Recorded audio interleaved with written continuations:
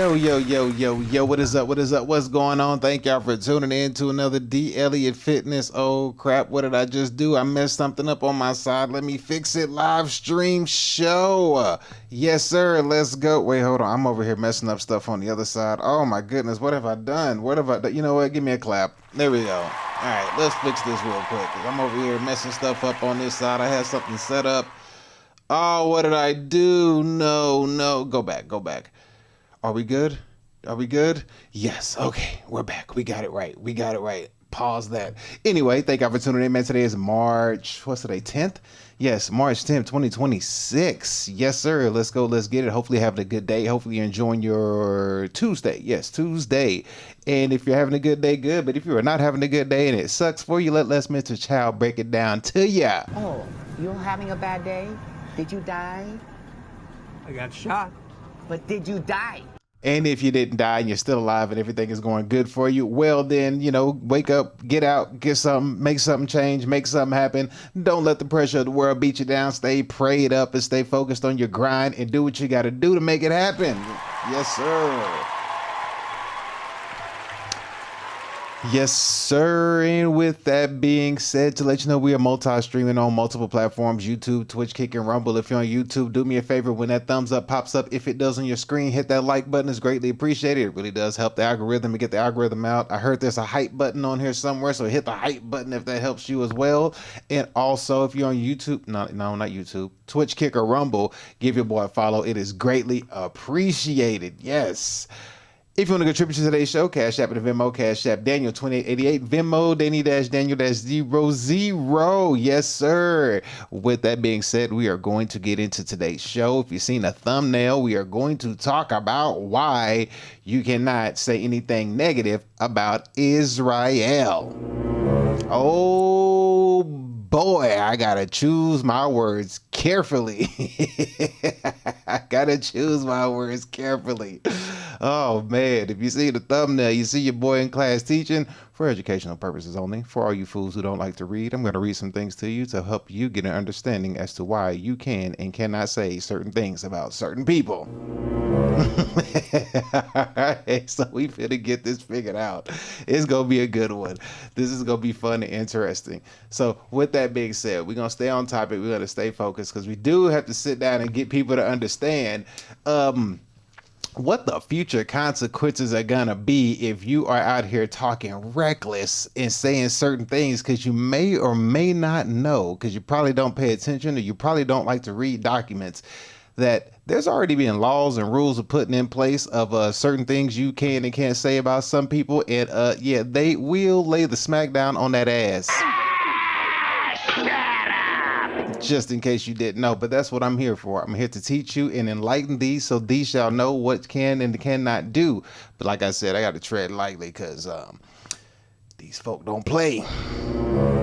But with that being said, we're going to dive right into today's show, and let's just go ahead and get you a quick understanding of who exactly we're talking about. And as you already probably on the scene on the thumbnail, which the thumbnail already probably broke it down for you to let you know that as you know, with the Iran war that's going on, people are like, okay, it's U.S. and Israel versus Iran and all this stuff happening, and there's a fight going on, and you got, people who live in America who are siding with Khomeini in Iran, and the Iran people are happy, like 70-80% of Iran people are happy that Khomeini regime or Khomeini got unalived. You got people over here in America that are like, well, why are we siding with Israel? And, Israel's bad and we hate Israel and da-da-da-da-da. And like, we shouldn't be doing this. And why is this happening? And don't do that. And it's just a big cluster. It's a whole bunch of chaos and confusion and anger and picking sides, picking left and right and all this stuff, bro. It's crazy. Just a whole bunch of stuff, and then people use all these different things to, use it as a means to make money and get paid and get rich. Because all the while AI is coming down, laying a smackdown on people. And then behind the scenes, the Islamists are going in and winning political positions in America. Because you got Don't Mess with the Zohan. He out here, I think he had somebody who allegedly did a bomb threat on him. I got to show you that. So Don't Mess with the Zohan, the mayor of New York, right? Somebody allegedly tried to, I guess, do a bomb threat or or blow something up that was around him, right?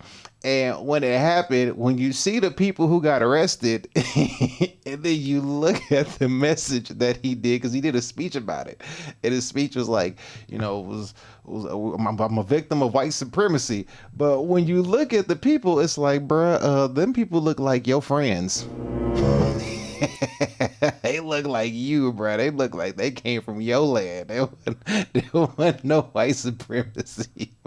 I mean, maybe there was some like white Arabs or something, or whatever the case may be. It looked like somebody on your, how do I say it, CARES team staged a bombing, and then you came out and you was like, it's white supremacy. And I'm like, bruh, I've been around white people my whole life. Nigga. That was not white people. Oh my goodness. Matter of fact, let's go ahead and take a look at that, because that actually tickled me. When I looked at this, I was like, they called the people, but why the people don't look like what he say they look like? It just don't make sense. All right, let's go ahead and see it. Let me see. All right, let me go ahead and find this real quick. All right, so we're going to start off with Don't Mess with the Zohan first. So let's go ahead and start with Don't Mess with the Zohan. Then we're going to dive into why you can't say stuff about people in the good old Israel. All right, so here we go. First things first. So if you didn't know, there was a, what is this? Where is it? This was a vile protest rooted in white supremacy, yada, yada, yada, yada, yada. All right, let me go ahead and pull it up real quick for you. Let's just go ahead and get this right to the point. Let me find this. I had it a second ago, and again, I keep messing my stuff up. Mayor of New York threat, and maybe I might have my stories mixed up on the thread, but let's see. As of March 9th, 6 people were arrested following investigation into suspicious devices thrown during a dueling protest outside of Gracie Mansions. The resident of you know what? Let me just pull up so you can see what I'm talking about, because I'm over here reading to you, and I ain't showing you. All right, so sources Google. Don't hate me. Anyway, as of March 9th through 10th, 2026, 6 people were arrested following an investigation into suspicious devices thrown during dueling protests outside Gracie Mansions. The resident of New York City Mayor Don't Mess with the Zohan Mandami. The incident occurred on Saturday, March 7th, during an anti-Muslim protest and a counter-protest. Oh no, not an anti-Muslim protest. Oh my goodness. Are people protesting Muslims, or are they protesting Islamists? That's a question, but hey, I digress. All right, so we see there that there was a threat, something that happened. Now let's see if we can find the people who did it. All right, so let's start off with names. All right, so let's go ahead and start with names. All right, so first we're going to start right here. We says the incident, the authorities reported that improvised explosive devices, IEDs, were thrown near the mayor's residence.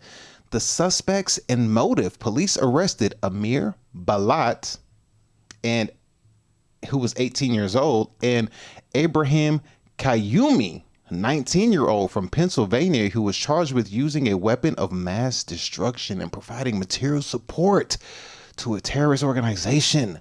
Police Commissioner Jessica Tisch stated the attack was ISIS inspired. Oh no, not the ISIS. Oh my goodness. Okay. So let's see if we can get an image of these individuals first. Let's see if we can see what they look like. Let's see, suspects. Let's see if we can have the image of the suspects identified. We should be able to find them. I think we have an image here. All right, let's see here. 2 Bucks co-teens arrested in New York City's boom boom threat. So we're gonna watch this quick video and let's see what this is right here. Here we go. Fair use. We're learning new details about the 2 men from Bucks County arrested in a terrorism case in New York City.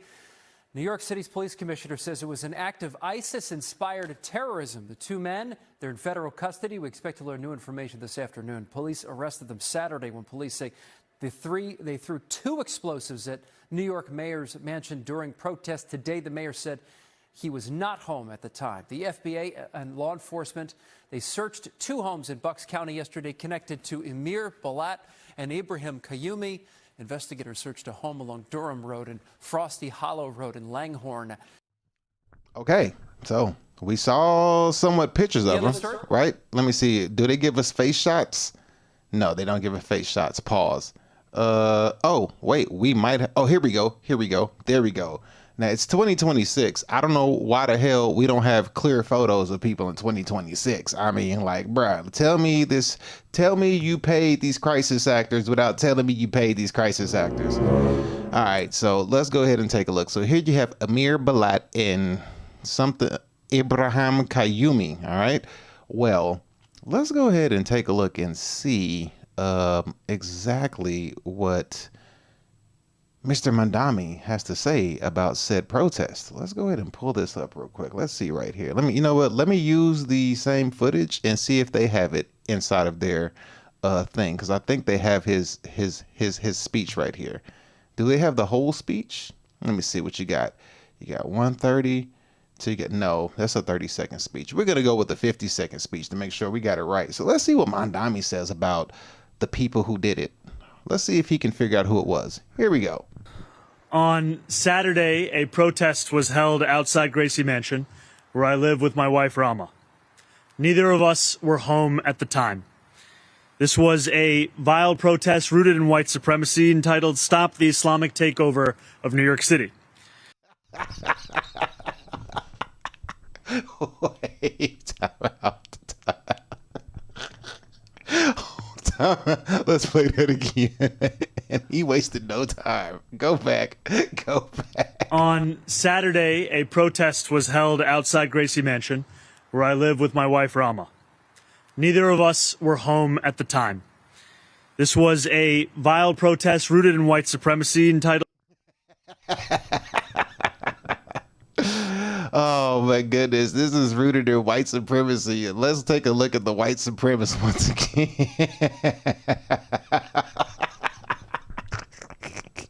You white supremacists need to quit it. You guys are terrible. Oh man.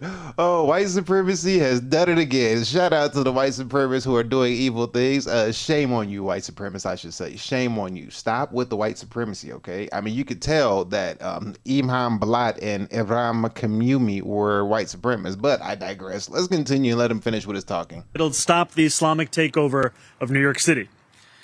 I'm the first Muslim mayor of our city. Anti-Muslim bigotry is nothing new to me, nor is it anything new for the 1 million or so Muslim New Yorkers who know this city as our home. While I found this protest appalling, I will not waver in my belief that it should be allowed to happen. Ours is a free society where the right to peaceful protest is sacred. It does not belong only to those we agree with. It belongs to everyone. I will defend that right every day that I am mayor, even when those protesting say things that I abhor. On Saturday. All right, so we're gonna let this run. I'm gonna let it play for like a quick 15 seconds. All right, so we have your liberal white woman, and then I'm guessing this is a liberal white man or just a white man in general. Let's see how he feels about this being rooted in white supremacy. I didn't look at his face, but let's just give it one more banter real quick. Let's see what we get here. Here we go. Saturday, a protest was held outside Gracie Mansion, where I live with my wife, Rama. Neither of us were home at the time. This was a vile protest rooted in white supremacy entitled Stop the Islam. This is rooted in what you did. And she's like, oh, buddy. My grandparents are at it again. Oh, and if you didn't know, here's the white supremacists. Maybe these are white Arabs. You know what I mean? Maybe that's what it is. That's what he means. That's what he means. Maybe these are white Arabs, probably. Or maybe he's saying the protest was rooted in white supremacy, but he's not mentioning the people who tried to do the explosive thinking. Because these are the two. They said there were 6 from what I've read. They got 2.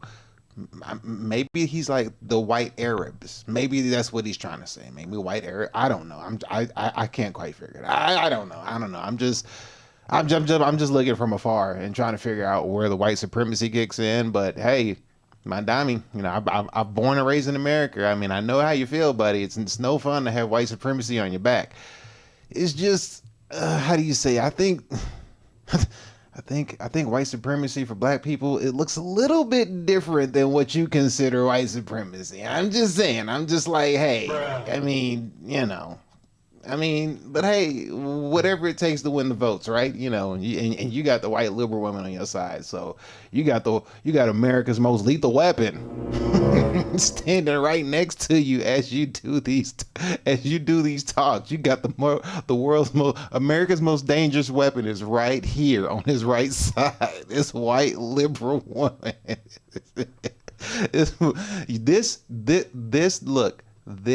This weapon that you have right here is way more lethal than any explosive that could have hit your home.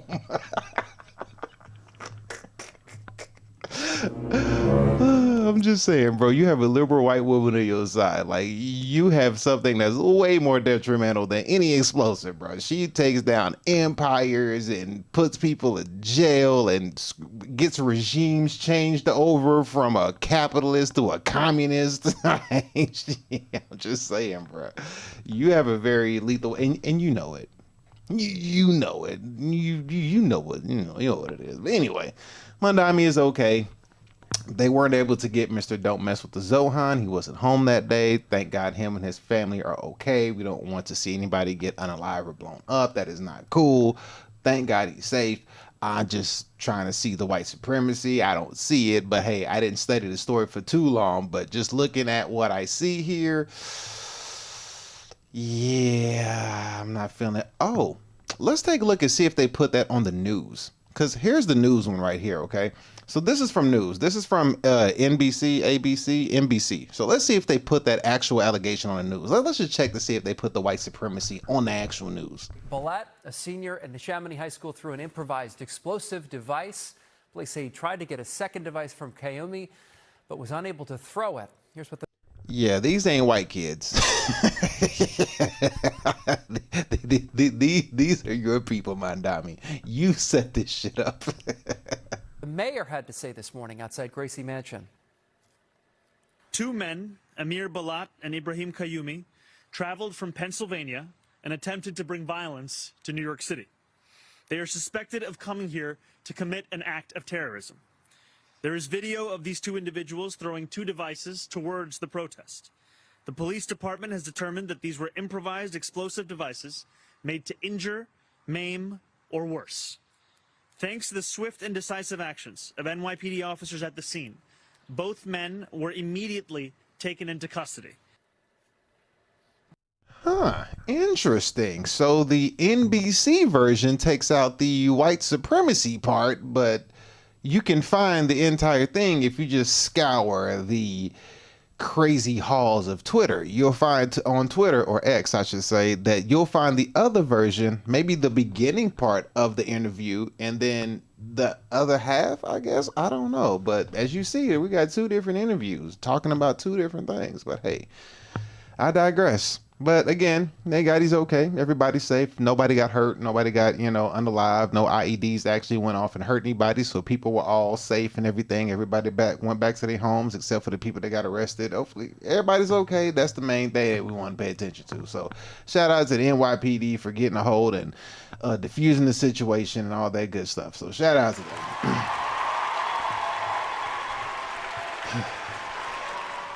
But now, let's get to the meat and potatoes of today's show. And today's show, for educational purposes only, is why you cannot say anything about a certain group of people. Bruh. Yeah.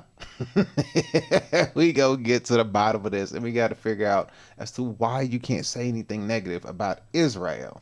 Israel. However you say it, whichever one, right? Israel. It's one of them. So first, we're going to dive into a interview that PBD Podcast had did with Mr. I'm going to butcher this man's name. Netanyahu. I think that's how you say it. Netanyahu. He did a interview with Netanyahu, which is pretty impressive, I must say. But he did this interview, and in the interview, he's asking him some questions, of course, but we need to actually dissect and see exactly what the power that Israel has over America, if any. So we need to look at this interview and kind of dissect a few things as to see if Israel has any power, because PBD does ask him the $1 million question. He does want to find out, like, hey, people, Americans think that you can call America and say, hey, do this, do that, and, you know, America will hang up the phone and go do what you said. Kind of like, hey, jump. Okay, but how high? And then, you know, you tell them how high to jump, and they're like, okay, cool. Not an inch over, not an inch under. Correct. So he asks them some pretty, you know, honest questions that people want to know. And he gives a really, really, really interesting answer. And then as we look at the answer, we'll also dive in as to give you an understanding, if you didn't know, as to why you can't say certain things about certain people. So we're going to dive in and see what the underlying issue is as we go deep into the conversation about anti-Semitism. If I said that right, that's how you, is it anti-Semitism? Yes. So we're going to dive into that and see the issue with it and why you can't speak negative about a certain group of people. So let's go ahead and pull this video up and let's let PBD take it away. Fair use, hopefully. Here we go. Prime Minister, what do you say to the critics who say, you know, Israel owns America, you know, Israel is who makes America do things they want them to do, whether it's through AIPAC, you know, whether it's through, you know, funding, money. You'll typically hear this. This has been overly said the last couple of years in a major way. And there's a community of Americans that at this point believe that whatever Israel wants, they make a phone call to America, America better do or else. Do you agree with that? Absolutely not. I think it's full of hokum. First of all, do you know President Trump? I mean, sort of, I've known him for many years. Sure. Okay. You don't make him do anything. He does what he thinks is in America's interests, and he's very forceful about it. When he sees allies who don't step up to the plate, you know, he's not shy about saying it. And we have a different relationship altogether. It's not one of coercion or manipulation. It's one of common interests and common values.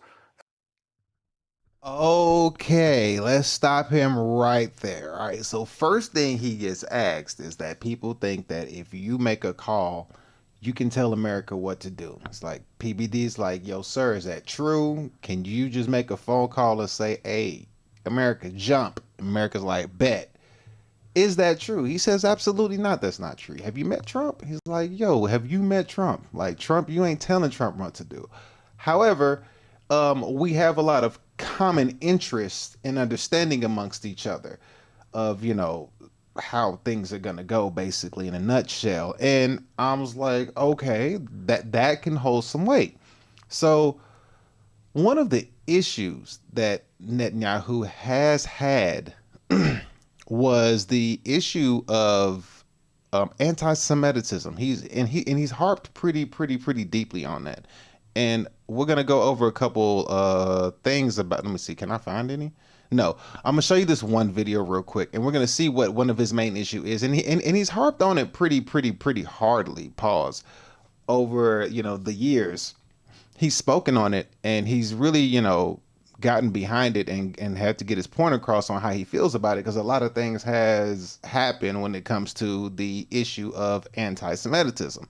So let's take a look at some of the issues and how he feels about anti-Semitism and why he feels that way. And then we'll go back and look and see about the information with him and PBD as to if he has the power to tell America what to do.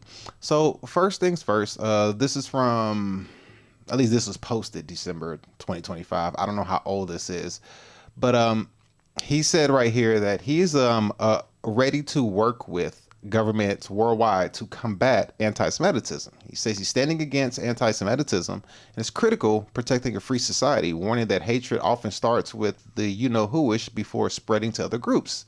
So let's go ahead and hear him speak on that situation right here in this interview. It's a short clip, so let's go ahead and run this real quick and see exactly his fight against hate is. So here we go. If somebody says they want to kill you, the lesson actually goes back to the Holocaust. If somebody says they want to kill you, they want to destroy you, annihilate you, believe them, and be prepared at all times to fend them off. We've shown that very ably with the courage of our incredible, heroic soldiers, just incredible. with the case of communities around the world of Jews, as in Sydney or Mascot, or here in the United States, you had these horrible things happen here too. I think it really depends on the position of the government. Do they speak out against it? President Trump does. Many governments don't, and they should. But Jews around the world should always know that Israel will stand by them and will help governments who want to fight anti-Semitism. And the last thing I would tell you is anti-Semitism starts with the attacks on the Jews, but it never ends there. It goes on to others, blacks, Hispanics, and so on. Eventually, it just poisons the entire society. So it's not merely in the interest of the Jewish people to fight anti-Semitism. It's the interest of all free societies to stop it. Okay, all right. That was a nice, legitimate answer. I got to give him a round of applause for that answer. And in a way, it's kind of weird that it sounds like the way he talks, like his tonage is almost like he speaks like Trump, but with a different voice. But shout out to him. Shout out to him. So, he feels that way. You know what I mean? And that was just one situation right there, That was just one situation on he's speaking. He's saying that if it hits one group of people, then it's going to spread and hit another group of people, And he's really, really, really, serious about this situation. So we have to set up, and we're going to watch him speak on this topic a bunch of, like a few different times, because I got to set it up so you understand where we're going with this. And, he said that Trump is a person who speaks out on it. He said Trump speaks out on it, but other governments don't, and it should. And that's what he's trying to, get to, because it's like, hey, it's not just our problem. He's saying it's not just a who-ish problem. He said it'll turn around and be an everyone problem if you don't stop it where it starts with the first group of people. It'll go all the way over to the rest of the people. All right. So here we go. So let's go ahead and go into another conversation that he had. Where is it? Is it this one? I had another one. Where is it? Oh, dang it. I lost it. Way to go, Danny. Way to go. Let's see. He tells... here we go. So here's this one. So we have another conversation that he has, another presentation that he brought up, and he says that Netanyahu tells Israel anti-Semitism conference that anti-Semitism took a respite in recent times, but it spread like a virus after October 7th for no specific reason. He says this is pure evil, and it now threatens to destroy Western civilization and the world, he suggests. So let's hear him have this conversation and speak at. We're going to listen to a little bit of a clip, because it's like 2 minutes and 30 seconds long. I don't want to listen to the whole thing, but just hear him out and hear him speak. And let's go ahead and see if what he says holds up to what, or at least see if it aligns, if it's congruent with what he's been saying previously. All right, so let's let him talk. Here we go. Anti-Semitism took a respite for a few decades. You couldn't really do that in polite society. But it raised its head again. And of course, most prominently after October 7th, when the disease spread again, the virus spread throughout the world. Why is it important? There was a great writer in the late 19th century.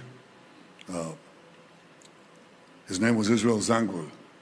You don't know him, but if you lived in England in the 19th century, you read his books or saw his play, The Children of the Ghetto. He was a great, great writer. Hold on there, sir. Hold on. Got my spidey senses tingling a little bit there, sir. Hold on. I got to play a little bit of that back. I'm just curious. You said we don't know who this guy is. We wouldn't know who he is unless we were there in the 19th or 20th century. But were you there prior to the 19th century whenever he was there? Are you trying to tell us you're doing some astral projecting, sir? I'm just saying, like, you said that we would know him if we were there, but if we weren't there, we wouldn't know him. But you were there, and you said it was like the 19th century. I digress. Let's just let him keep talking. I'm just speaking. Astral projection. What is that? Let's just keep going. His name was Israel Zangwill. You don't know him, but if you lived in in England in the 19th century. You read his books or saw his play, The Children of the Ghetto. He was a great, great writer. And he became Theodore Herzl's great supporter in Britain and brought him to Britain. And Zagwell had a saying. He said, obsta principi, that's in Latin. My Latin isn't that good. But what it said was, what he meant by that is oppose bad things when they're small. Oppose bad things when they're small. Don't let bad things, don't let evil things grow and grow and grow, because it will be impossible to fight them or much more costly to do so. This is what we are facing today. Anti-Semitism is pure evil. Anybody in his right mind understands that. But what is not understood was not understood 90 years ago, that when this evil manifested itself in the heart of Germany, or before that, as Theodor Herzl saw it, at the turn of the century, of the 20th century. Okay, so as we see, he is really adamant about the anti-Semitism. He's really strong on it, and he even mentioned that there was a guy that he knew back in the 19th century. We wouldn't know him if we were there, but if you were there, you would know him, which I still can't let that slide. Because the 19th century started in January, the year 1800. So he's saying he was there. But I digress. I'm not going to go down that rabbit hole. But he's very adamant on the evilness that he feels of anti-Semitism. He said it's very bad, and he's going way back in Germany and all this stuff. He's saying you got to nip it in the bud early. You can't let this stuff manifest. It ain't good. It's not happening. You know, in the last video we watched, he spoke on Trump. He said he speaks out on it. You know what I mean? Other people should. So we're going to go back to PBD, and where PBD had asked him that, where is it? Oh, damn it. I think I lost it. Did I lose it? Oh no, real quick. We're not going to go to PBD just yet. We're going to go to the to one other person. Before we get to PBD or back to PBD, we're going to go to, where are you at, sir? Where are you? Where are you? Oh wait, this isn't it. We're going to go to Alex Jones. We're going to use Alex Jones. Now, you know how this can turn out. You know how this can turn out when you use Alex Jones as one of your things. So we're going to see Alex Jones. And Alex Jones says that he had Netanyahu did a speech. And in his speech, he says that Netanyahu orders Western nations to censor and control more speech.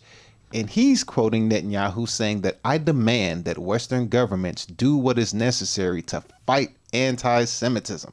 Plus, Joe Rogan is the crosshairs of Israel lobby as anti-Semite of the week for criticizing war with Iran, called Nazi by the ADL. Okay, so let's go ahead and let Alex Jones make his way on the show, and let's see exactly what he says. Let's go ahead and roll this real quick. Here we go. Just yesterday, demanding that Western governments do. And by the way, before I play this, this was, what is the date on this? This was maybe like a day or two ago. This is yesterday. This was yesterday he posted this. So here we go. More to battle anti-Semitism. אני דורש מממשלות המערב לעשות את מה שנדרש כדי להילחם באנטישמיות ולתת את הביטחון הדרוש, את ההבטחה הדרושה לקהילות היהודיות בעולם. וכדאי שיקשיבו לאזהרות שלנו. אני דורש מהם פעולה עכשיו. All right, let's run that back one more time. Make sure we got it right, because I don't know if I had it on the screen correctly. But again, Alex Jones is showing what he's spoken. He said he spoke it in Hebrew. So let's go ahead and run it back one more time. But here's Netanyahu just yesterday demanding that Western governments do more to battle anti-Semitism. אני דורש מממשלות המערב לעשות את מה שנדרש כדי להילחם באנטישמיות ולתת את הביטחון הדרוש, את ההבטחה הדרושה לקהילות היהודיות בעולם. וכדאי שיקשיבו לאזהרות שלנו. אני דורש מהם פעולה עכשיו. All right, so we got, Alex Jones playing his little rock and roll music. So he's showing right there that he said that he demands that the Western people, that Western society needs to, censor and control more free speech. And he's saying that I demand that the Western governments do what is necessary to fight anti-Semitism. Now you ask yourself, like, why would he say, I demand that the Western governments do what is necessary to fight anti-Semitism? Why would he demand it? That's the big question. Like, where's the demand coming from? And there's a reason why he has a demand. And it's a legitimate demand, I must say. I have to say that the demand is legitimate. So before we get to the demand, we're going to run back to PBD, if I can find it, because I keep losing my place every time I pull something up.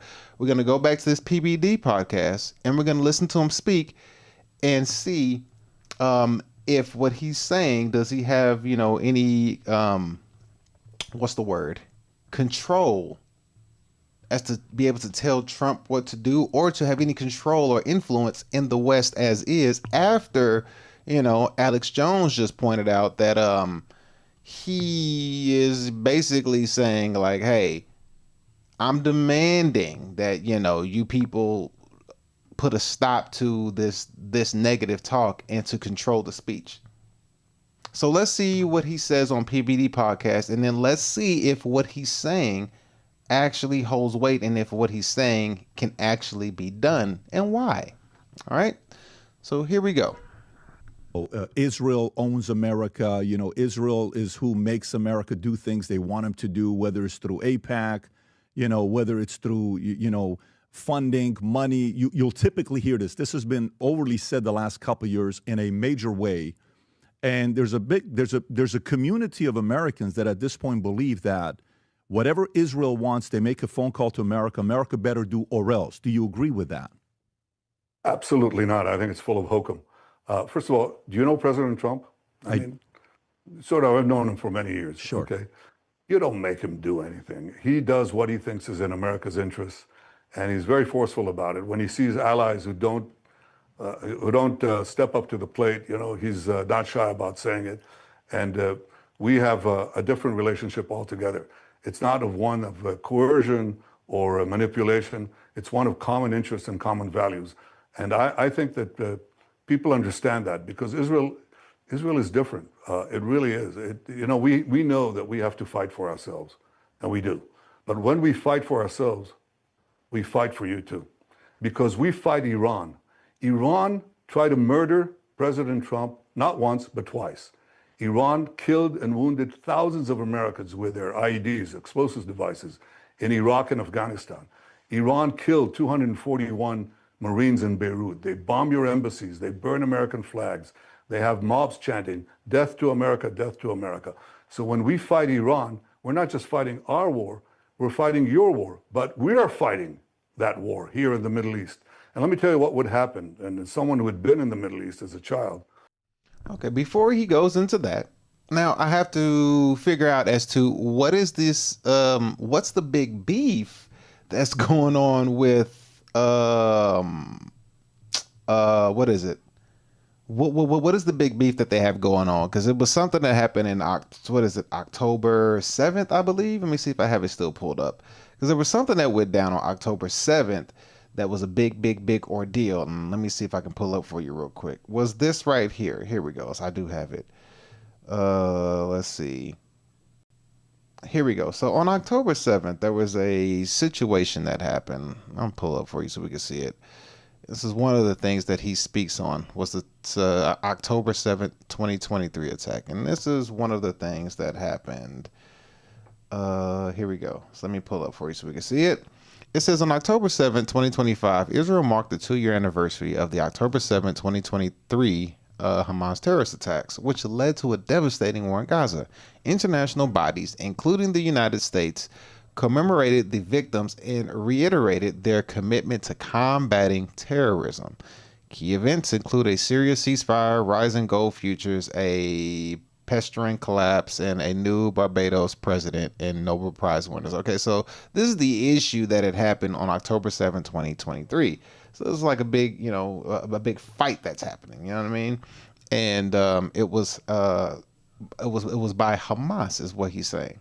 Now, when I look into exactly who Hamas is, we'll just have to go ahead and get a little understanding as to who Hamas is in case you don't know. So let's go ahead and pull this up for you real quick so you can have a better understanding as to understand. According to the sources, it says that Hamas was the one that caused the October 7th, 2023 situation. So we go here and we look. It says Hamas, which is short for, I can't say it because I don't know how to say it, or Islamic Resistance Movement. It's a Palestinian Sunni Islamist political organization with a military wing, the Al-Qassam Brigades, that governs the Gaza Strip and is designated as a terrorist organization by the U.S. and other states. So Hamas is an Islamic resistant movement founded in 1987 by this person emerging from the Muslim Brotherhood. So Hamas is an Islamic resistant movement founded in 1987 by Ahmad Yassin. It is emerging from the Muslim Brotherhood, which is the same Muslim Brotherhood who had the 1991 document that is has a plan to come in and take over the West. That was put into action back in 1991, which is, as what we see, is actually happening today. And then, so now we have to go back and see as to what did Netanyahu mean when he said you can't tell Trump what to do, but he did say that they have a lot of common interests. They have a lot of common beliefs, is what he said right here. So let him say it again, then we're going to look into what the comments are and how is it he can say him and Trump share a bunch of common interests. So here we go. Let's let him say it one more time. You don't make him do anything. He does what... Make a phone call to America. Absolutely not. I think it's full of hokum. First of all, do you know President Trump? I mean, sort of, I've known him for many years. Sure. Okay. You don't make him do anything. He does what he thinks is in America's interests, and he's very forceful about it. When he sees allies who don't step up to the plate, he's not shy about saying it. And we have a different relationship altogether. It's not one of coercion or manipulation. It's one of common interests and common values. And I think that people understand that because Israel is different. All right, so the relationship with him and Trump is of common interest and common values. All right, so let's understand why you can't talk about anti-Semitism, or I hope I'm saying it right, anti-Semitism. And the reason why you can't do that, and that's one of the big things that we see that he's very adamant on. He's very adamant about that. But let's see how deep it goes, because a lot of people don't really know how deep it really goes and how much you cannot talk negative. Because remember, Alex Jones made it clear before we get to it. He made it clear, as we've seen here, he made a demand, as he said up here, that he made a demand that Western governments do what is necessary to fight anti-Semitism. All right, and then I guess he mentioned Joe Rogan, and if you know anything about Joe Rogan is the hottest podcast on YouTube. He's like he's the biggest podcast on YouTube, if not the top 3. So to put him up there as to say, like, I don't give a damn how big you are, like, we're going to shut your ass up. And if you're the biggest one, then anybody underneath you can catch this work. But let's hear a little bit what Alex Jones had to say about this real quick. And then we'll go ahead and get some education on anti-Semitism, on what you can not do. Wants regime change so they can have a greater Israel. And why do you think Israel, after decades denying that, came out through their spokespersons and through their ambassador to the U.S., Mike Huckabee, that's what he is, the Israeli ambassador, and said, yeah, we are going to take the whole Middle East. That is meant to stir the Muslims up. Then they stir them up and then they ship them in here. Have people figured this out yet? They fund the worst of the Muslims in the Middle East and around the world, including here. Here's a clip of Netanyahu, then I'll go to your calls. It's in Hebrew, so I'm going to read the closed captioning for radio listeners. I don't know, obviously TV listeners can read the closed caption, but we're on over 400 radio stations, so I don't want them to, most of our listeners don't speak Hebrew.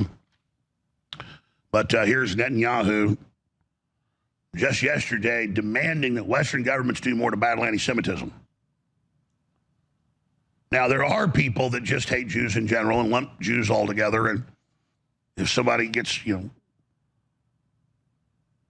a headache, or it rains on, your birthday, or you slip on a banana peel, it's the Jews' fault. That's not where I come from. I criticize governments, I criticize groups when they're doing bad things, and Israel does plenty. But when you have the Israel lobby coming out last week, ADL, you name it, calling Joe Rogan a anti-Semite because he thinks this war is a bad idea, you're going to lose the argument with the public when you start going after people that nobody buys. All right. So as you heard right there, he said that, Joe Rogan was labeled anti-Semite because he feels like the war in Iran or the war in Iran is unnecessary. So he's being labeled an anti-Semitic person.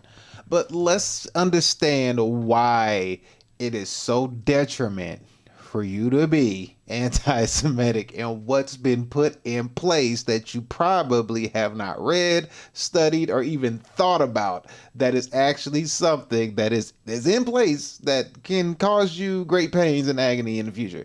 All right, so here we go. Let's go ahead and go into it. All right, we're going to start off right here. Let's see. Where are we at? Where are we at? We are going to start off right. Wait, let me go ahead and I don't want to click the wrong thing and mess this whole thing up. So first we're going to look at something that is called a anti-Semitic act. All right, so let's go ahead and see what this is. All right, so let's see. Let me pull this up to make sure that we got this right. So we're going to start here, and then we're going to just work our way all the way down. So first things first, anti-Semitism laws in the United States includes efforts such as Anti-Semitism Awareness Act. All right. So there's an act. It's called Anti-Semitism Awareness Act. It requires the United States Department of Education to use International Holocaust Remembrance Alliance's IHRA definitions of anti-Semitism and the Anti-Semitism Respond and Prevention Act aimed at combating anti-Semitism through various measures, including funding Civil Rights Office, establishing a national coordinator. Federal statutes like Title VI of the U.S. Civil Rights Act also protect Jewish individuals from discrimination based on their religious ethnic identity. All right. The Anti-Semitism Awareness Act requires the U.S. Department of Education to use the IHRA definition of anti-Semitism. All right. So there's one part of it right there. All right. So then we have this right here. We're going to go ahead and take a look at the bill itself. So we have a bill right here. I'm not sure if it's became a law yet. It says it was introduced on February 5th, 2025. I'm not sure if it passed if you look at things in real time, but we'll find out here shortly. But let's just take a look at it right here. So we have HR 1007, Anti-Semitism Awareness Act of 2025. It was introduced on February 5th, 2025. So we go down here. And we have right here in the 119th Congress, first session, all right, in the House of Representatives, February 5th. All right, the bill. All right, so the bill is to provide for considerations of a definition of anti-Semitism set forth by the International Holocaust Remembrance. So the thing we just read about, for the enforcement of federal anti-discrimination laws concerning education programs or activities and other purposes. So then here's the bill. All right, so the bill, this act may be cited as the Anti-Semitism Act of 2025. In the sense of Congress, it goes into Title IV of the Civil Rights Act. This is while such title does not cover discrimination based on solely religion, individuals who face discrimination based on actual or perceived shares of ancestry or ethnic characters do not lose protection under this. So as you see, it's a bill that's been put in place. I'm not going to read the whole thing. But as you can see, this bill is being put in place. And I'm not sure if it's actually into law yet, but we're going to keep going and we're going to figure this out. This is as noted in U.S. strategy to counter anti-Semitism issued by the White House on May 25, 2023. It is critical to increase awareness and understanding of anti-Semitism, including its threat to America, improve safety and security for Jewish communities, reverse the normalization of anti-Semitism and counter anti-Semitic discrimination, and expand communication and collaboration between communities. And as you can see, you got findings. You have the findings you have for it impacts Jewish students from K through 12th grade schools and all these different things. It speaks on executive order, so it just goes through this whole thing. All right. So as you see, so it's a bill. The bill is being introduced. It doesn't say passed House, passed Senate, to President, became a law. It doesn't say that. Here's the tracker right here. So I'm not sure if it's all the way through yet. I don't see it. The tracker indicates the progress of this legislation as it moves through legislative process. All right. So we have that part right there. But then we keep going. You got to keep reading. And we have here additional measures to combat anti-Semitism, which is on the White House website. This is the White House website, whitehouse.gov, and it speaks on the White House on January 29th, 2025. So a year and a couple months ago at this point. As we go in, we're going to go ahead and take a look at this and see what is said by the president of the White House. So here we go. We dive in, as you can see. Got 45, 47. All right. Additional measures to combat anti-Semitism. The White House, January 9th, 2025. Okay. Let's go ahead and zoom in a little bit there. All right, here we go. So it says, by the authority vested in me as president, by the Constitution and the laws of the United States of America, it is hereby ordered. Section 1, purpose. My administration has fought and will continue to fight anti-Semitism in the United States and around the world. On December 11, 2019, I issued Executive Order 13899. It was my first executive order on combating anti-Semitism, finding that students in particular face anti-Semitic Semitic harassment in schools and on university and college campuses. The order provided interpretation assistance on the enforcement of the nation's civil rights laws to ensure that they would protect American Jews to the same extent in which all other American citizens are protected. So as you see, this is basically a document that is enforced by the president for the protection of Jewish students in school.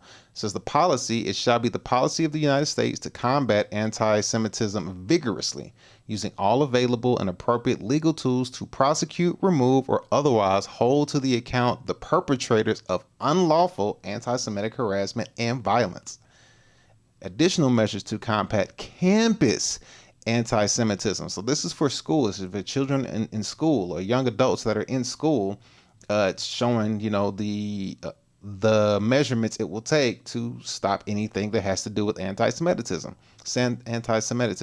Within 60 days of the date of this order, the head of executive department or agency shall submit a report to the president through the assistant to the president for domestic policy, identifying all civil and criminal authorities or actions within the jurisdiction of that agency beyond those already implemented under Executive Order 13899 that might be used to curb or combat anti-Semitism, and containing an inventory analysis of all pending administrative complaints as a data report against or involving institutions of higher education alleging civil rights violation related to or arising from post October 7, 2023 campus anti-Semitism. All right.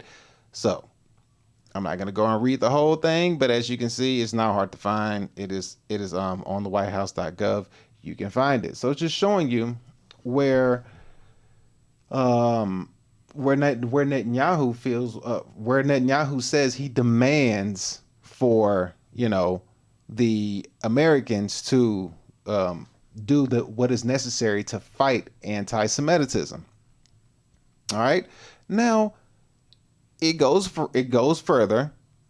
It goes further, and we're going to take one more step as to see why Netanyahu made that comment saying that I demand that Western governments do what is necessary to fight anti-Semitism. Why would he make that comment to say that I demand that Western governments do what is necessary? What is necessary and how is it necessary? Well, as we see here, we proceed back to whitehouse.gov and we go in and we look, fact sheet. The president DJT takes forceful and unprecedented steps to combat anti-Semitism. This is January 30th. So this is the next day. First was 29th. The second was 30th on 2025. And it states, combating anti-Semitism in the United States. Today, President DJT 4547 signs an executive order to combat anti-Semitism. Then it says, expanding his executive order, the Trump's new order takes forceful and unprecedented steps to marshal all federal resources to combat the explosion of anti-Semitism on our campus and in our streets since October 7th.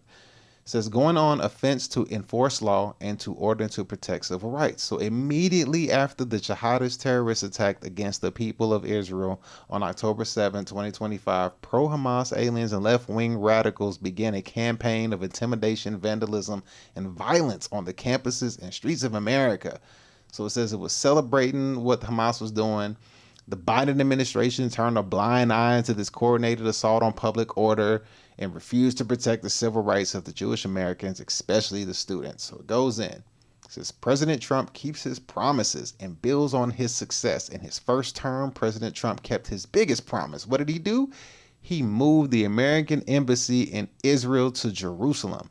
After decades of broken promises and despite much criticism, President DJT was the president who finally kept his commitment to Israel to move the American embassy from Tel Aviv to Israel's true and rightful capital, Jerusalem. He established the Abraham Accords, and President Trump delivered the greatest breakthrough for peace in the Middle East in decades by brokering the normalization of ties between Israel and the UAE, Bahrain, Sudan, and Morocco, protecting Israel and Jews and spreading security and prosperity to the entire region. Now, Trump has promised that the federal government will protect the rights of our Jewish citizens. My promise to Jewish Americans, this is a quote, is this: with your vote, I will be your defender, your protector. I will be your best friend Jewish Americans have ever had in the White House. Aggressively enforce the law, protect public order, and prosecute anti-Semitic crimes. And I will issue clear orders to my AG to aggressively prosecute terroristic threats, arson, vandalism, and violence against American Jews. Deport Hamas sympathizers. Dang, sympathizers. Deport Hamas sympathizers. Like, you can't even have no emotion. And revoke student visas. To all the resident aliens who joined the pro-jihadist protests, we put you on notice. Come 2025, we will find you and we will deport you. I will also quickly cancel the student visas of all Hamas sympathizers on college campuses, which have been infested with radicalism like never before. All right, so as you see, there's already been this thing that's been put in place long before. Like it's already there. It's nothing new. This stuff isn't new at all. It's not new. And it goes much deeper than this. And maybe I could find it where it even goes deeper than that. But they have laws put in place to really, really shut down any anti-Semitism, and plus it's already a bill. It just hasn't became it's a bill that's going through the House, but it hasn't become a law yet. It's still going through the process. But you also see on whitehouse.gov that Trump already has orders in place to basically stop anti-Semitism. And it's kind of like what we're seeing going on now, and you wonder why Netanyahu says what he says, because it's already written down. It's already like a thing. It's not unknown facts. It's a fact sheet. It's on the whitehouse.gov website. It's a fact sheet. Like it is. So when you hear Netanyahu say these things about what you can and the demands on the necessary actions that need to be taken, this is what he's saying. He's saying like, hey, like, we already put stuff in place. We have to shut this shit down. We have to stop all this. You know what I mean? Like, this is what it is. This is what he's saying is going on. So, yeah, this is already a thing. It's already a thing. And so whenever you see him speak on it, it's like, hey, Trump is already on the same accord as to what he is on as well. So now we have this Iran war going on, fighting, the Islamists and all this stuff that's going on. So at the end of the day, you just kind of have to like sit back and see how this is going to pan out. Is this going to be a huge, big ordeal that's going to go on for years and years and years to come? Will it ever stop? Will it ever slow down? Excuse me. And will they ever come to a peace treaty? And if they come to a peace treaty, which would be kind of interesting to see if that were to be something that happened, then you would have to kind of like think as to like why would they come to a peace treaty, you know, if wars keep going on over a period of time, and you know it gets really really really really bad, and people don't want to go through all of this warring anymore, because when the wars happen, who catches the brunt of the problems? It's the citizens. The citizens catch the brunt of the problems when war goes down. Like right now, gas done went up. The gas done went up like a whole damn dollar. As soon as Iran shit went down, or what is it? Iran. As soon as that went down, gas in like a week has already went up like a whole dollar. You know what I mean? Like it's already just shot up, and you know, I've went to the grocery store and looked at like lunch meat and things like that. That shit done went up like $2. I'm like, oh boy, this needs to stop. So you have to ask yourself, like, with all this going on, and the war happens, and you know, and spoken like a true banker, you never let a good war go to waste. That means that there's a lot of money that can be made from people who from wars that happen. You know, if you study World War I and World War II, if you really study it, you understand that there's a lot of money that's made when it comes to world wars. War in general is a lot of, you make a lot of money. This time around, not just you make a lot of money, but you can garner a lot of control as well, because of the fact that the war is going to cause a lot of economic hardship, a lot of economic crisis. And then if you have this war going on, this war is going to look like a religious war. It's like a crusade at the end of the day. You know what I mean? It's like a crusade. You're watching a religion's battle in the name of countries, in a sense. You know what I mean? And if all the religions decide to have a peace treaty, you kind of ask yourself, like, is it really a peace treaty? Are y'all going to give the power to you know, somebody up top that we all don't agree with? I don't know. I mean, I don't want to say too much, but you kind of get where I'm going with this. But with that being said, let me see if I can find this other part real quick before I shut this show down. Where is it? Where is it? I just had this. All right, so there's another thing that I have that I'm going to close this show out with. And it was a speech from Elvis Presley, which I don't think this is really Elvis talking this. I don't think this is Elvis talking this. This is probably somebody made some AI and got Elvis talking like this, but you know, it is what it is. Let me just make sure I got everything before I close this out real quick. Let me see. Let's see. Department of State. Let's see. In spite. No, that's old. All right. Okay, so yeah, they have old stuff on here. Let me just make sure I didn't miss anything, because I want to make sure I got everything before I move on.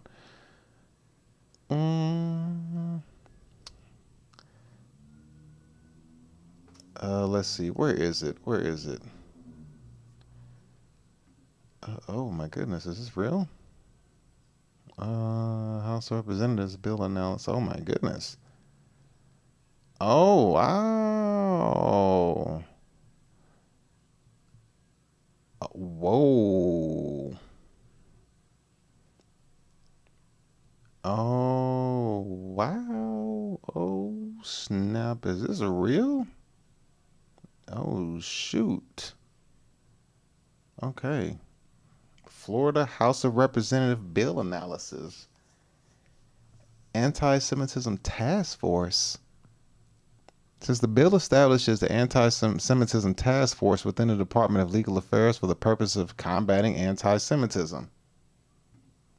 Says the task force, which is composed of 18 members serving 2-year terms, must meet at least quarterly to, among other requirements, conduct a review of prevalence of anti-Semitism within the state. The task force must submit an annual report with policy recommendations to the governor, the president of the Senate, the speaker of the House of Representatives, other legislative officials. The bill provides that the task force automatically repeals on October 2nd, 2029, unless reenacted by the legislature. Oh man, Jesus. Yikes. There's a task force that goes along with it. Sheesh. So this just kind of helps you understand furthermore of why Netanyahu would make said demand. I'm just educating you to get you to understand as to why he would make these demands. These demands, they make sense when you look into them and you see it. You're like, oh, he's not just talking. It's like, no, he ain't just talking. Bro, serious. He's serious as a heart attack. Like, he is not kidding. He's like, yeah, we gonna shut that down over there, bro. I mean, we have your John Hancock in writing, and it's all over the whitehouse.gov. Like, you can find it. Like, even here, like if you go back there, you got eradicating anti-Christian bias. So you have all these different biases that are, fighting to stop and fight everything.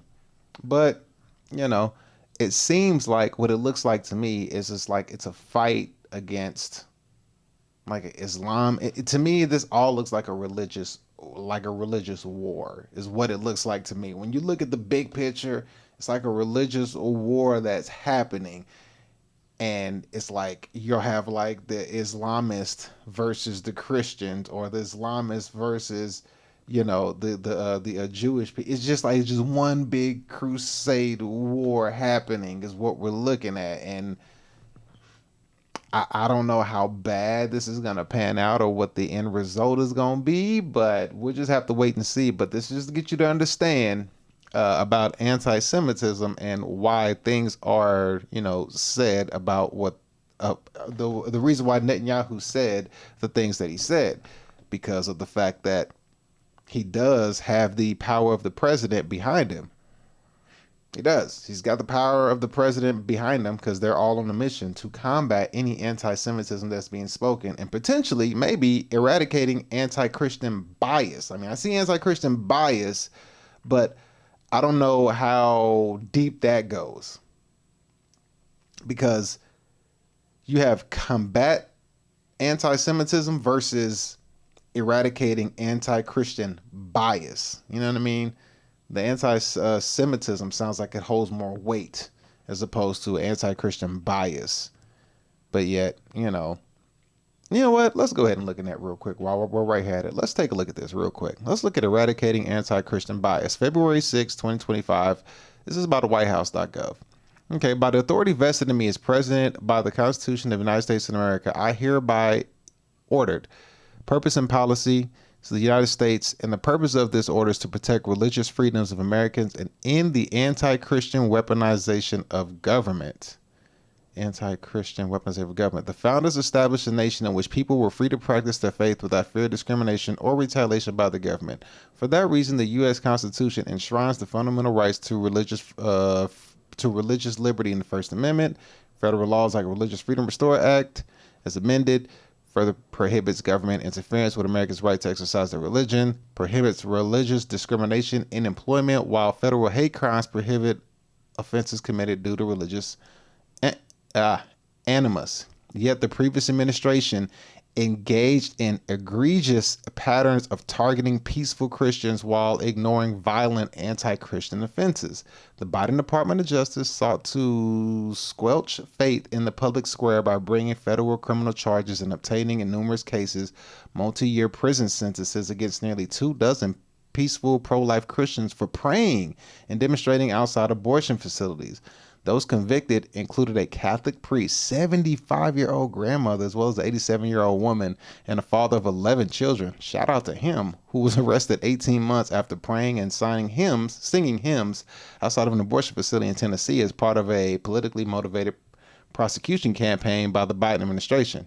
I rectified this injustice on January 23, 2025 by issuing pardons for these cases. Okay, so as we see, so we have all these things. I'm not going to go ahead and read the whole thing, but you can go ahead and find this. It's not hard to find. So there's just something else that we can find right here. But as you see right here, it seems like potentially they could be trying to, I don't know, however you want to look at it. You can see it from your lens and get a better understanding on it. But basically speaking on understanding why anti-Semitism and why Netanyahu was able to make a demand on it, it's I think it's a global thing. Let me see this. Let me actually find global. There it is. Here's the main one I wanted. Here it is. Excuse me. Here we go. Here's the main thing. I forgot the word global. All right, so here's the real reason why Netanyahu is actually able to say the things that he wants to say about anti-Semitism. And when PPD asked him if he can, make a phone call and say something, he's like, nah, I can't do that. But if you really pay attention, we have this right here. So we got the global guidelines for countering anti-Semitism. And I'm going to read it for you to see how deep this stuff goes. And this is just to educate people, just to get you to understand, like, hey, like, this is how deep it goes. It's not just America, it's global. The global guidelines for countering anti-Semitism, a landmark international framework, was initially launched in Buenos Aires, Argentina in July 2024 and endorsed by dozens of countries and multilateral organizations. All right, and this is on the State Gov website for global guidance. Here's the preamble. It says, concerned states, special envoys, national coordinators, and representatives tasked by their governments to counter anti-Semitism in cooperation with international bodies offer the following best practices, which have been proven to be effective guidelines in formulating public policy. These legally non-binding guidelines, legally but non-binding guidelines adopted in Buenos Aires include policies to monitor and combat anti-Semitism that can be implemented and adapted to a wide variety of national, regional, and cultural contexts. And we urge that all states and international bodies, as well as civil societies, to embrace and use these practices, many of which already form the basis of regional and country-based action plans. And these guidelines can be applied everywhere, not only in societies with Jewish communities. So this is a global thing. This is a global impact. Global. I don't know if it's, like I said, these legally non-binding guidelines. So it says it's non-binding, but it says that they're legally. So we'll see. It says, speak out. Governments and political leaders should denounce anti-Semitism swiftly, clearly, and unequivocally whenever, wherever it occurs. And this applies to domestic and international arenas. Avoid politicalization. Anti-Semitism can appear across political spectrum and should be rejected without political bias and regardless of its origin. Adopt it and implement it. Governments and international bodies should adopt and implement strategies and action plans that engage all relevant ministries and public authorities at all levels of governance. This should be done in consultation with the Jewish community, civil societies, field researchers, and other relevant stakeholders, and such policies should be assessed periodically and updated as needed. So we have appointed empire, understanding and defined. As order to combat anti-Semitism, and governments need tools to understand its various manifestation. The legally non-binding International Holocaust Remembered Alliance is an important internationally recognized instrument used by over 40 UN members states since it's adopted in 2016. In addition, hundreds of sub-national public authorities, universities, sport bodies, NGOs, and corporations rely on it. Sheesh. Whoo. All right, so let's just keep going. I'm not going to read the whole thing, but let's get to the enforcement. All right, so enforcement of hate crime and anti-discrimination laws is critical and should take place within legal framework to protect the civil liberties and human rights, such as freedom of expression, enforcement convoys, and broader message that anti-Semitism is unacceptable, has consequences, and cannot be tolerated. So as you can see here, they have the whole framework is being put out. Engage in social media. Anti-Semitism, like other forms of group hatred and disinformation, is widespread and mutating online, has a real-world consequence, and can lead to radicalization to violence. So as you can see, this stuff is all here, and it's been, in endorsements as of November 2025. These are all who have endorsed it. You got all these countries that have endorsed it. So we got right here, as you can see, this has been endorsed by all these countries, and I don't know how recent or how early or how late this is, but, I don't know how late this is, but it says as of 2025, those were all the endorsements. So as you can see, when you hear Netanyahu making demands as he made for the Western governments to do what is necessary to fight anti-Semitism, this has been going on for a minute, and everything's being put in place and everything has been set up and everything is aligned, and it's a known thing. It's a known fact that they don't want people saying certain things, and there's going to be laws put in place, and it's already a bill. It just hasn't been ran through the gambit yet, at least At least that's what it says here on the Congress website. At least it says right here, it's introduced, but it hasn't passed Senate, House to the president, became a law. But, you know, you go here and you have things, you know, measures to combat anti-Semitism, and you have, where is it at? Right here. Oh, I guess I lost it. Yeah, I guess I lost it. But the other one that I had up here earlier. So there's a reason why he's saying what he's saying, you know, and there's already things put in place. So you may or may not know, but as time goes on, there will be consequences to pay as far as freedom of speech goes. You know what I mean? As far as anti-Semitism goes. Now, on the other side, you have these Islamist people who are coming in saying, you know, hate speech for Islam and protecting our civil rights and Islamophobia and all this stuff. And it's almost like they're running the same playbook at the same time. You know what I mean? They're like both running the same playbook. Like, hey, you can't say nothing about our religion, our party. You can't say nothing about our religion and our party. It is like controlling your speech on both sides. Like, you can't say anything about these people. You can't say anything about these people. Like, it's almost like watch what you say, because it is a free speech controller as time goes on. You know what I mean? So when you hear things being said, what you can and cannot say, just know that educate yourself and go in and look and find out the truth about it, to see that it's not hidden. It's not hidden to where you can't find it. It's up to you to look and read and look into it to see if, hey, is this something that actually, like, I can get in trouble for? And as time goes on, they're going to put constraints on your speech, and not just in person, but on the internet and stuff like that. And my question would be to it is, like I said, one side is doing it, like, is the Islamist people, or they're already doing their Islamophobia, and they're doing their, you can't say this about Islam, and protecting ourselves under all of the civil, all this stuff. They're doing it too. So at some point, how many different parties are gonna have out in the world of law where you cannot say or speak on these parties? Will it all be religious affiliated parties to a point where you can't say anything about any religious affiliated parties? And then if that's the case, will they all come together in the form of peace after years and years of war? And, you know, they come together in a form of peace and then finally give the power to one person? I don't know, but that's just the thoughts. But with that being said, ladies and gentlemen, I got to roll up out of here. Hopefully you learned something today on today's show. Yes, hopefully you got some kind of education and learned something today, because I have to bring that to you just to give you some enlightenment. And like I said, Alex Jones had pointed that out about what Netanyahu had said, and I just wanted to point that out to you to show, like, what he's saying actually holds some kind of weight. He's not making a demand for no reason.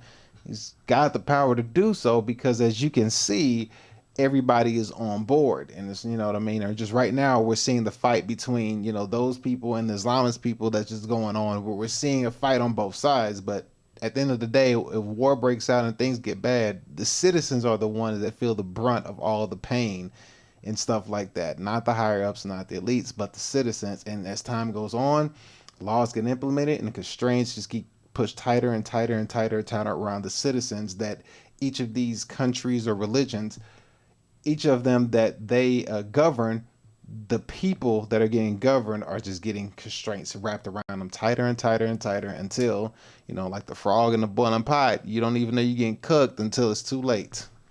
But with that being said, man, thank y'all for tuning in. I got to get up out of here. Hopefully you enjoyed today's show. Hopefully you have been educated and you understand a little bit better about certain things that you probably didn't know about previously, but hopefully I could enlighten thee.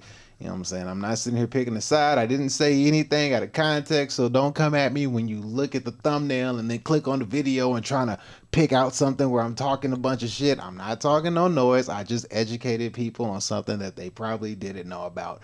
So with that being said, I'm going to slide up out of here. Thank y'all for tuning in. We'll catch y'all tomorrow. Peace. Love you. Thank you for watching D. Elliott Fitness Livestream. Goodbye.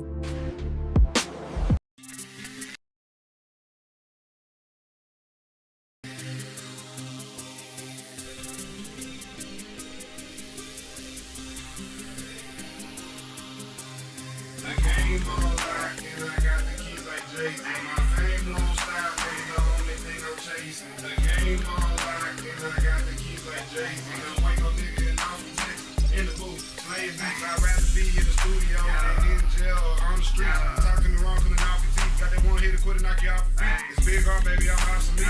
Pockets chunky like cottage cheese. Real nigga, I just gotta be. Smoking weed that don't gotta see.